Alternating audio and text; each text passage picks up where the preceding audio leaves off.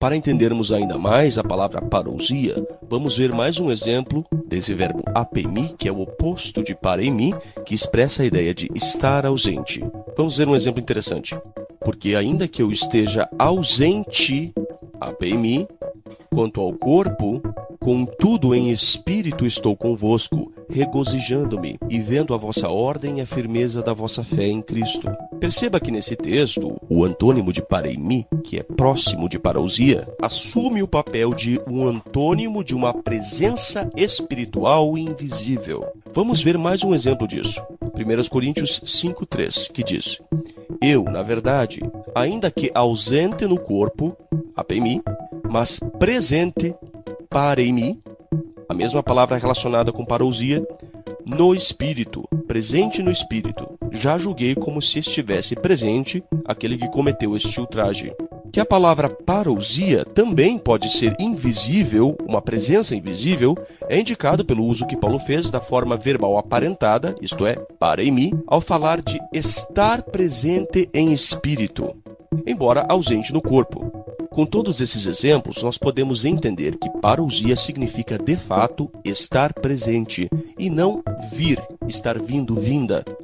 Mas, especialmente neste último exemplo, nós podemos perceber que o verbo que expressa uma ideia oposta a paremi e a parousia, isto é, estar presente e presença, assume uma função de uma ausência física e também antagoniza uma presença espiritual. Agora, raciocine comigo. Se o verbo que expressa uma ideia oposta a paremi e parousia se opõe a uma presença espiritual invisível, segue-se logicamente que parousia pode muito bem ser, ou se referir, a uma presença espiritual invisível em alguns casos. É interessante também que o versículo 30 diz: naquele dia em que o Filho do Homem há de ser revelado. A palavra traduzida ali como revelado é apocalipto, e segundo o dicionário de Strong, significa literalmente tirar a capa, isto é, desvendar, revelar.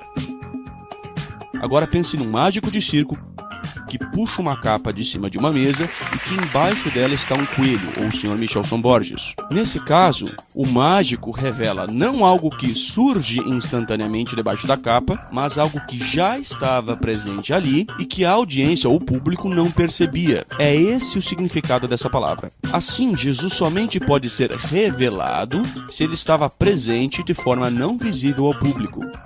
Fatality. Apocalipse 12, do 7 ao 12, diz assim: Então houve guerra no céu. Miguel, ou Jesus, e os seus anjos batalhavam contra o dragão. E o dragão e os seus anjos batalhavam, mas não prevaleceram, nem mais o seu lugar se achou no céu. E foi precipitado o grande dragão, a antiga serpente que se chama o Diabo e Satanás, que engana todo mundo. Foi precipitado na terra, e os seus anjos foram precipitados com ele. Então ouvi uma voz no céu, que dizia: Agora é chegada a salvação, e o poder, e o reino do nosso Deus, e a autoridade do seu Cristo, porque já foi lançado fora o acusador de nossos irmãos, o qual diante do nosso Deus os acusava dia e noite. Eles o venceram pelo sangue do Cordeiro e pela palavra do seu testemunho, e não amaram as suas vidas até a morte. Pelo que, alegrai-vos, ó céus, e vós que neles habitais. Mas ai da terra e do mar, porque o diabo desceu a vós com grande ira, sabendo que pouco tempo lhe resta. Visto que aqui se menciona Satanás como tendo um curto período de tempo, depois de Jesus receber o poder régio, segue-se por necessidade que Satanás permanece na terra, desviando as pessoas e acusando os irmãos de Cristo.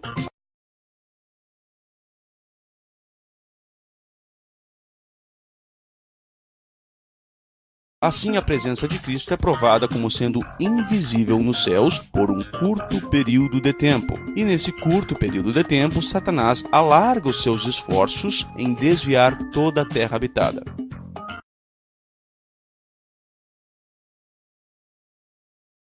Assim, a presença de Cristo é provada como sendo invisível nos céus por um curto período de tempo. E nesse curto período de tempo, Satanás alarga os seus esforços em desviar toda a terra habitada.